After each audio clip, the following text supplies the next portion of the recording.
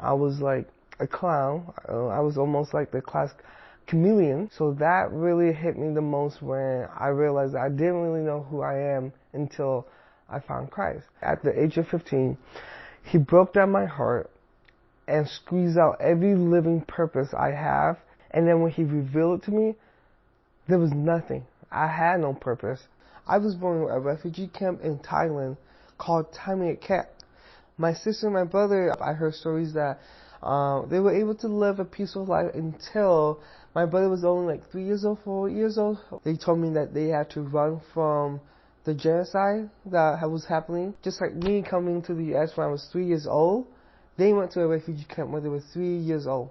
My family dynamics of going through all of that is to really enforce my family to say that life is not easy. You gotta work for it. We went through a lot, and my parents told me that if we take every little thing that had happened to us as grudge, it's like we're putting weight on ourselves. And that's why I would say my past leads me toward Christ, and my future leads me towards what God's called me. I have Christian peoples in my life that say they were Christian, but they don't follow the Bible itself. So I was like, it's a concept that people make up to make them feel better. No one else in my entire life at that time was feeling me. Not even my family. Like, they didn't know what was going on. One word that whispered in my head throughout the entire time is the word church. At first it was irritating, but then as time goes on, it became peaceful. So I thought, why not go to church? So I came back to church and felt peace that I hunger for some reason. Like, it filled me. But I started joining the youth group, and then after the youth group, I went to a mission trip.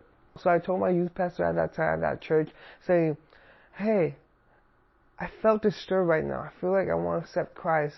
Can we talk about this when we get back home? And he says yes. But the funny thing is, when he said yes, I didn't realize that I was so spiritual sick, because I realized that I need God right there, right now. So I can see that he is grew up a lot, and he stand on his feet by himself, and he tries so hard. In my journey, I will see myself either as a professor at a college institution, or maybe a pastor or a chaplain. But I don't know yet, but it's not set in stone yet. But I do know that it's somewhere where God wants me teaching His words. If I lose Christ, I lose everything.